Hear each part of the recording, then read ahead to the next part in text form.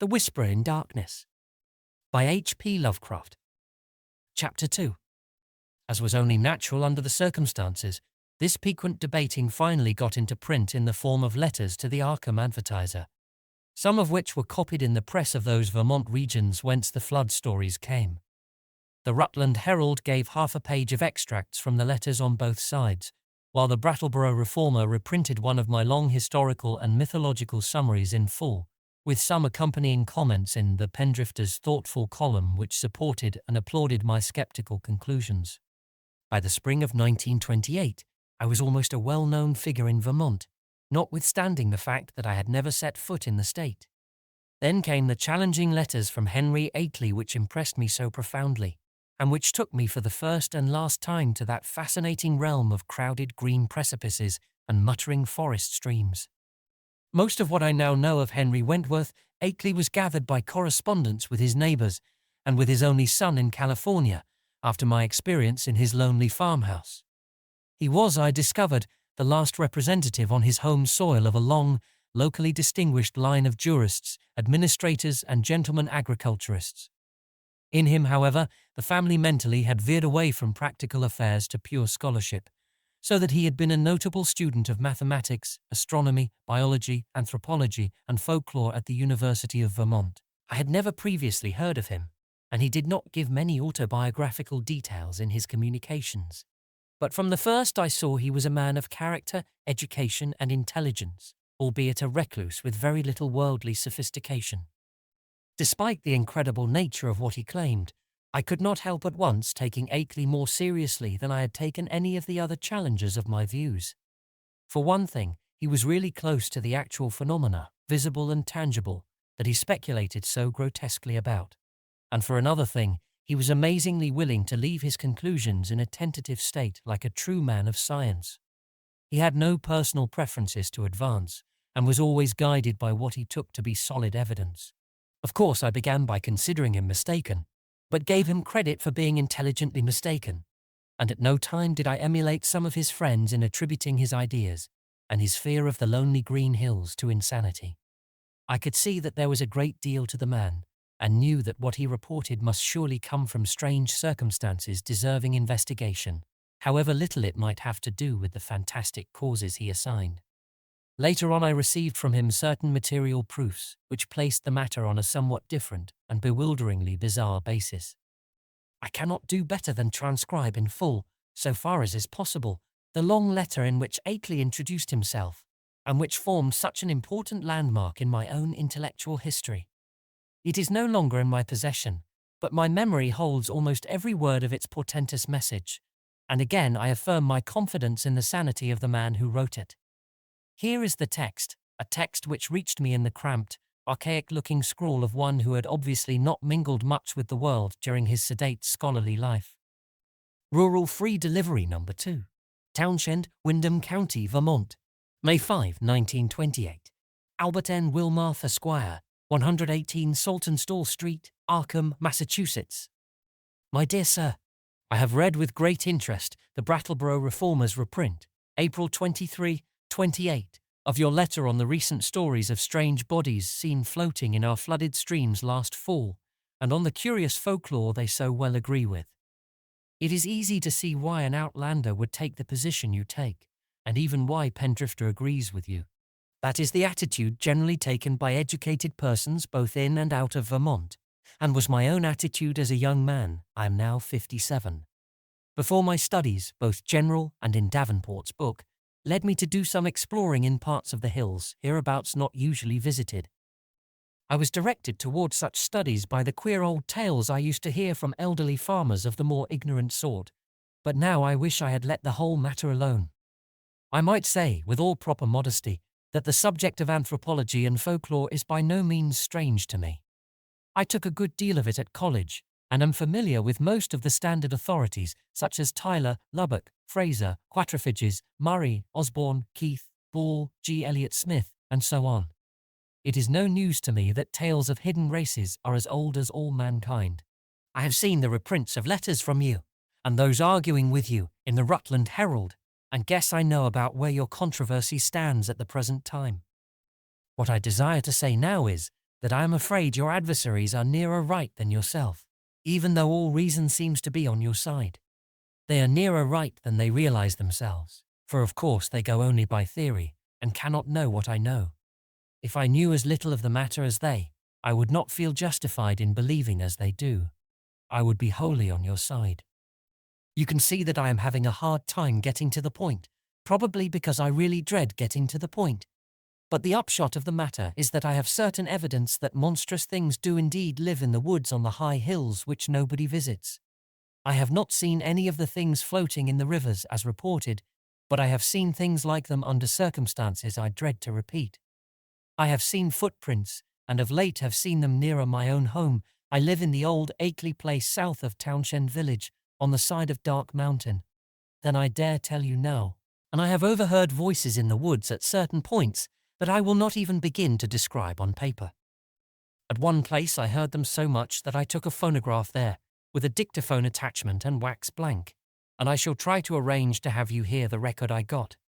I have run it on the machine for some of the old people up here, and one of the voices had nearly scared them paralyzed by reason of its likeness to a certain voice, that buzzing voice in the woods which Davenport mentions, that their grandmothers have told about and mimicked for them. I know what most people think of a man who tells about hearing voices, but before you draw conclusions, just listen to this record and ask some of the older backwoods people what they think of it. If you can account for it normally, very well, but there must be something behind it. Ex nihilo nihil fit, you know. Now, my object in writing you is not to start an argument, but to give you information which I think a man of your tastes will find deeply interesting. This is private. Publicly, I am on your side, for certain things show me that it does not do for people to know too much about these matters. My own studies are now wholly private, and I would not think of saying anything to attract people's attention and cause them to visit the places I have explored. It is true, terribly true, that there are non-human creatures watching us all the time, with spies among us gathering information. It is from a wretched man who, if he was sane as I think he was one of those spies that I got a large part of my clues to the matter. He later killed himself, but I have reason to think there are others now. The things come from another planet, being able to live in interstellar space and fly through it on clumsy, powerful wings which have a way of resisting the ether, but which are too poor at steering to be of much use in helping them about on Earth. I will tell you about this later if you do not dismiss me at once as a madman. They come here to get metals from mines that go deep under the hills, and I think I know where they come from. They will not hurt us if we let them alone, but no one can say what will happen if we get too curious about them. Of course, a good army of men could wipe out their mining colony. That is what they are afraid of. But if that happened, more would come from outside, any number of them. They could easily conquer the earth, but have not tried so far because they have not needed to. They would rather leave things as they are to save bother. I think they mean to get rid of me because of what I have discovered. There is a great black stone with unknown hieroglyphics half worn away which I found in the woods on Round Hill, east of here, and after I took it home everything became different. If they think I suspect too much, they will either kill me or take me off the earth to where they come from. They like to take away men of learning once in a while, to keep informed on the state of things in the human world. This leads me to my secondary purpose in addressing you, namely, to urge you to hush up the present debate, rather than give it more publicity. People must be kept away from these hills, and in order to effect this, their curiosity ought not to be aroused any further. Heaven knows there is peril enough anyway, with promoters and real estate men flooding Vermont with herds of summer people to overrun the wild places and cover the hills with cheap bungalows. I shall welcome further communication with you, and shall try to send you that phonograph record and black stone, which is so worn that photographs don't show much by express if you are willing. I say try, because I think those creatures have a way of tampering with things around here. There is a sullen, furtive fellow named Brown on a farm near the village who I think is their spy. Little by little they are trying to cut me off from our world because I know too much about their world. They have the most amazing way of finding out what I do. You may not even get this letter. I think I shall have to leave this part of the country and go to live with my son in San Diego, California, if things get any worse. But it is not easy to give up the place you were born in and where your family has lived for 6 generations. Also, I would hardly dare sell this house to anybody now that the creatures have taken notice of it. They seem to be trying to get the black stone back and destroy the phonograph record, but I shall not let them if I can help it. My great police dogs always hold them back, for there are very few here as yet, and they are clumsy in getting about. As I have said, their wings are not much use for short flights on Earth. I am on the very brink of deciphering that stone in a very terrible way, and with your knowledge of folklore you may be able to supply missing links enough to help me. I suppose you know all about the fearful myths antedating the coming of man to the Earth, the Yog-Sothoth and Cthulhu cycles, which are hinted at in the Necronomicon. I had access to a copy of that once, and hear that you have one in your college library under lock and key. To conclude, Mr. Wilmarth, I think that with our respective studies we can be very useful to each other. I don't wish to put you in any peril, and suppose I ought to warn you that possession of the stone and the record won't be very safe. But I think you will find any risks worth running for the sake of knowledge. I will drive down to Newfane or Brattleboro to send whatever you authorize me to send. For the express offices there are more to be trusted. I might say that I live quite alone now, since I can't keep hired help any more.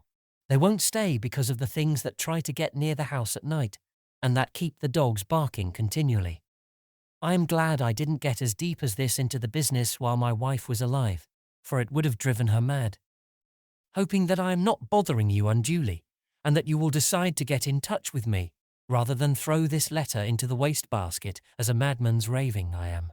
Yours very truly, Henry W. Akeley. P.S. I am making some extra prints of certain photographs taken by me, which I think will help to prove a number of the points I have touched on. The old people think they are monstrously true. I shall send you these very soon if you are interested. H.W.A. It would be difficult to describe my sentiments upon reading this strange document for the first time. By all ordinary rules, I ought to have laughed more loudly at these extravagances than at the far milder theories which had previously moved me to mirth. Yet something in the tone of the letter made me take it with paradoxical seriousness.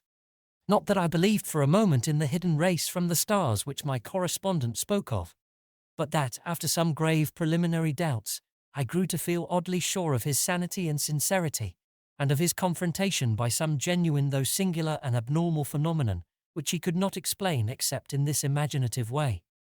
It could not be as he thought it, I reflected, yet on the other hand, it could not be otherwise than worthy of investigation. The man seemed unduly excited and alarmed about something, but it was hard to think that all cause was lacking. He was so specific and logical in certain ways, and after all, his yarn did fit in so perplexingly well with some of the old myths, even the wildest native legends. That he had really overheard disturbing voices in the hills, and had really found the black stone he spoke about, was wholly possible despite the crazy inferences he had made, inferences probably suggested by the man who had claimed to be a spy of the outer beings and had later killed himself. It was easy to deduce that this man must have been wholly insane, but that he probably had a streak of perverse outward logic which made the naive Akeley, already prepared for such things by his folklore studies, believe his tale. As for the latest developments, it appeared from his inability to keep hired help that Akeley's humbler rustic neighbours were as convinced as he that his house was besieged by uncanny things at night. The dogs really barked too. And then the matter of that phonograph record, which I could not but believe he had obtained in the way he said. It must mean something, whether animal noises deceptively like human speech, or the speech of some hidden, night-haunting human being decayed to a state not much above that of lower animals. From this my thoughts went back to the black hieroglyphed stone, and to speculations upon what it might mean. Then, too, what of the photographs which Akeley said he was about to send, and which the old people had found so convincingly terrible? As I reread the cramped handwriting, I felt as never before that my credulous opponents might have more on their side than I had conceded. After all, there might be some queer and perhaps hereditarily misshapen outcasts in those shunned hills, even though no such race of star-born monsters as folklore claimed.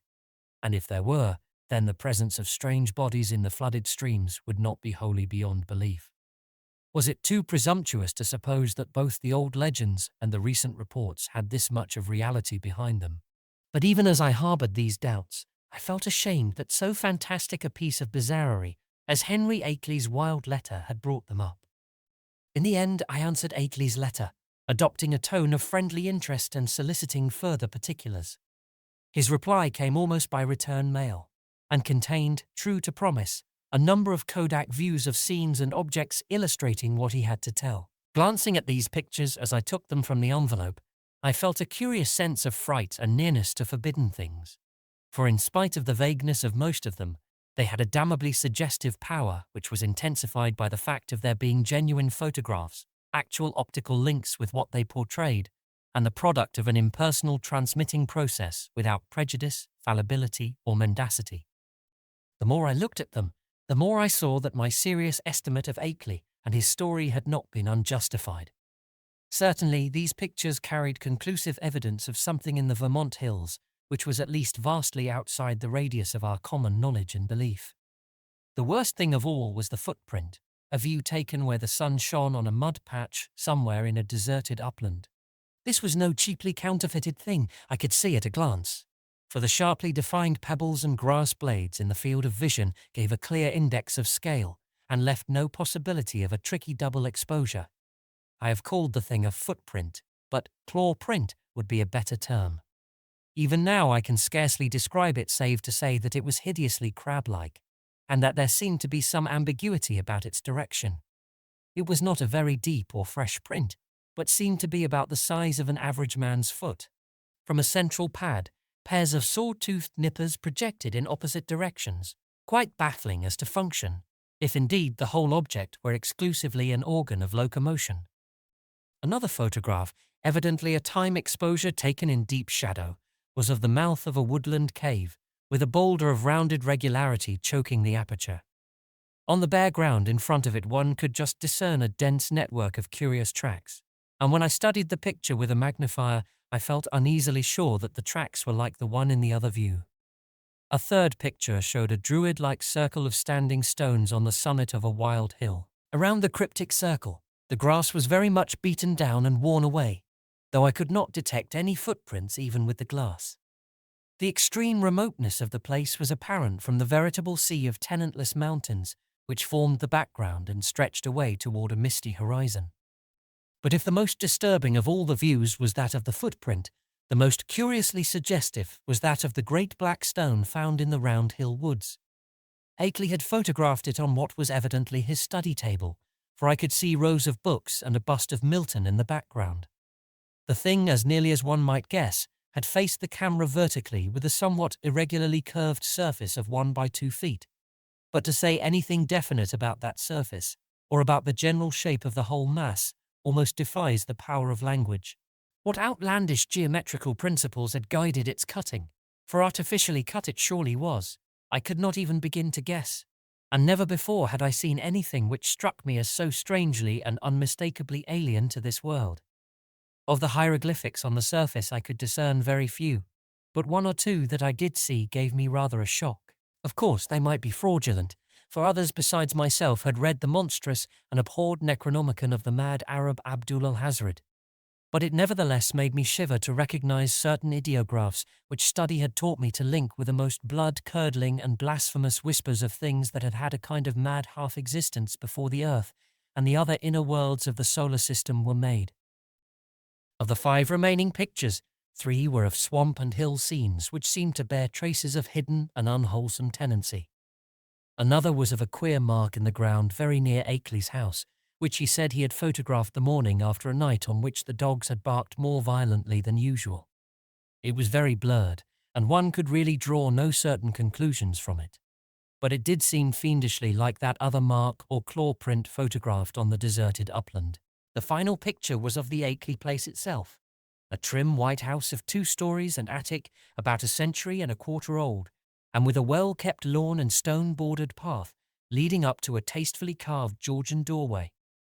There were several huge police dogs on the lawn, squatting near a pleasant-faced man with a close-cropped grey beard whom I took to be Akeley himself, his own photographer, one might infer from the tube-connected bulb in his right hand. From the pictures I turned to the bulky, closely written letter itself, and for the next 3 hours was immersed in a gulf of unutterable horror. Where Akeley had given only outlines before, he now entered into minute details. presenting long transcripts of words overheard in the woods at night, long accounts of monstrous pinkish forms spied in thickets at twilight on the hills, and a terrible cosmic narrative derived from the application of profound and varied scholarship to the endless bygone discourses of the mad self-styled spy who had killed himself. I found myself faced by names and terms that I had heard elsewhere in the most hideous of connections: Yugoth, Great Cthulhu, Tsathoggua, Yog Sothoth, Arlae, Nyarlathotep, Azathoth, Haster, Yin, Leng, the Lake of Holly, Beth Mora, the Yellow Sign, Elmer Cathulos, Bran, and the Magnum in Nominandum, and was drawn back through nameless eons and inconceivable dimensions to worlds of elder, outer entity at which the crazed author of the Necronomicon had only guessed in the vaguest way. I was told of the pits of primal life, and of the streams that had trickled down therefrom, and finally of the tiny rivulet from one of those streams which had become entangled with the destinies of our own earth. My brain whirled, and where before I had attempted to explain things away, I now began to believe in the most abnormal and incredible wonders. The array of vital evidence was damnably vast and overwhelming, and the cool, scientific attitude of Akeley, an attitude removed as far as imaginable from the demented, the fanatical, the hysterical, or even the extravagantly speculative, had a tremendous effect on my thought and judgment. By the time I laid the frightful letter aside, I could understand the fears he had come to entertain, and was ready to do anything in my power to keep people away from those wild, haunted hills. Even now, when time has dulled the impression and made me half question my own experience and horrible doubts, there are things in that letter of Akeley's which I would not quote, or even form into words on paper. I am almost glad that the letter and record and photographs are gone now, and I wish, for reasons I shall soon make clear, that the new planet beyond Neptune had not been discovered. With the reading of that letter, my public debating about the Vermont horror permanently ended. Arguments from opponents remained unanswered or put off with promises, and eventually the controversy petered out into oblivion. During late May and June, I was in constant correspondence with Akeley, though once in a while a letter would be lost, so that we would have to retrace our ground and perform considerable laborious copying. What we were trying to do as a whole was to compare notes in matters of obscure mythological scholarship and arrive at a clearer correlation of the Vermont horrors with the general body of primitive world legend. For one thing, we virtually decided that these morbidities and the hellish Himalayan My-Go were one and the same order of incarnated nightmare. There were also absorbing zoological conjectures, which I would have referred to Professor Dexter in my own college, but for Akeley's imperative command to tell no one of the matter before us. If I seem to disobey that command now, it is only because I think that at this stage a warning about those farther Vermont hills, and about those Himalayan peaks which bold explorers are more and more determined to ascend, is more conducive to public safety than silence would be. One specific thing we were leading up to was a deciphering of the hieroglyphics on that infamous black stone, a deciphering which might well place us in possession of secrets deeper and more dizzying than any formerly known to man.